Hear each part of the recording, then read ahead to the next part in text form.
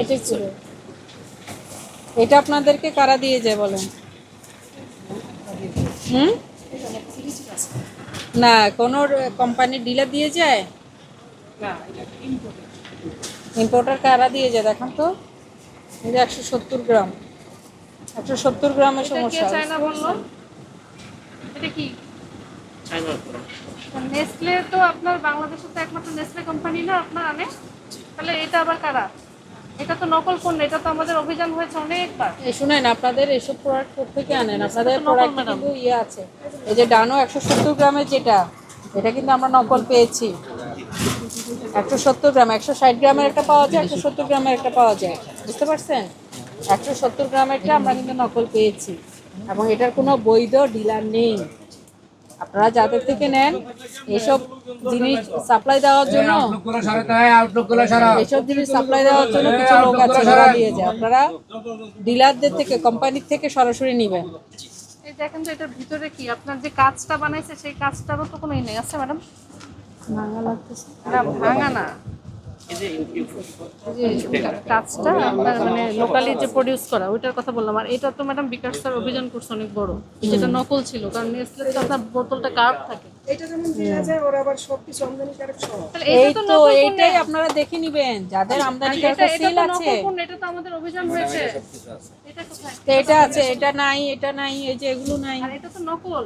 একটা থাকে যে আপনার ডাউট থাকতে পারে, এটা তো আমাদের অভিযান হয়েছে, কারণ এটা তো নেসলে কোম্পানি ছাড়া অন্য কেউ মানে না।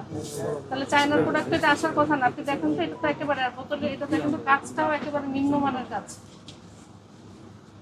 এটা তো আমরা যেখানেই পাচ্ছি এটা তো যখন বাড়িতে যেটা টাকা রাখতে আসে ওইটা এটা কি ইনপুটে ওরা আনে এটা কোথায় এটা এটা দেখান। তো রেজিস্ট্রেশন অনুমোদন আছে। আর কিছু কোম্পানি যেমন কি করে, ওরা এগুলা মাইরা দিতেছে। কোম্পানি মাইরা দেয় কিছু ঠিক আছে, আপনাকে রসিদ দিবেন না, আপনি এতগুলো পণ্য কিনবেন, আপনাকে তো রসিদ দিবে। সেই কোম্পানিটা কোথায় যে আপনাকে দিচ্ছে? জি আছে আছে। এটাতে আমাদের আপত্তি নেই, কিন্তু আপনি যে কিনেছেন কারো কাছ থেকে তো আপনি রসিদবিহীন কেনাকাটা তো করতে পারেন না। চিকুচাল থেকে এই সব কোম্পানি আসছে আমাদের কাছে। এটা দেখাতে বললাম, একটা দেখাতে দেখান। গুলশান হলেই যে নকল হবে না এমন তো কোনো কথা নেই। কথা হচ্ছে আপনি প্রোডাক্ট যখন নেবেন, প্রোডাক্টের গায়ে অবশ্যই আমদানিকারকের সিলটা দেখে নেবেন। এই যে এগুলোতে নাই, এগুলো তো নিয়ে সমস্যা আছে। আপনাদের এতবার অভিযান হচ্ছে তারপরে এগুলো ঠিক করছেন না, তারপর আবার একেবারে এটার দাম কত বলুন তো? এটা আমরা 600 টাকা। এটা 600 টাকা। এটা যদি একটা নকল পণ্য হয় এটাকে আপনি 600 টাকায় বিক্রি করতে পারেন? আর নেসলে কোম্পানি আছে না আপনার কাছে, এত কোম্পানি আছে। এটা যেমন আমাদের 570 টাকা নেয়, নেসলে কোম্পানি আসে। হ্যাঁ, তাহলে ওখান থেকে নেন না কেন?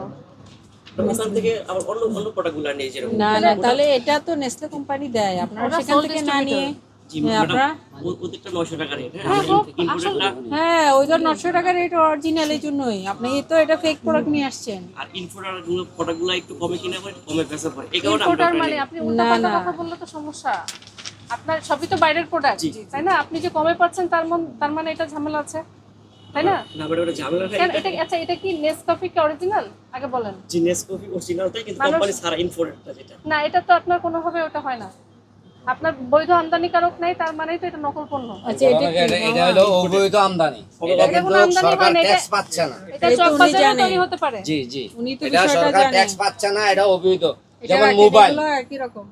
যে মোবাইল নিয়ে গন্ডগোল হইলো না, একটা মোবাইল আছে লাকিস মোবাইল বলে, আইফোন 30,000 টাকা হইলো, আর এটা যদি সরকার ট্যাক্স দিয়ে বেড়ে দাম 60,000 টাকা।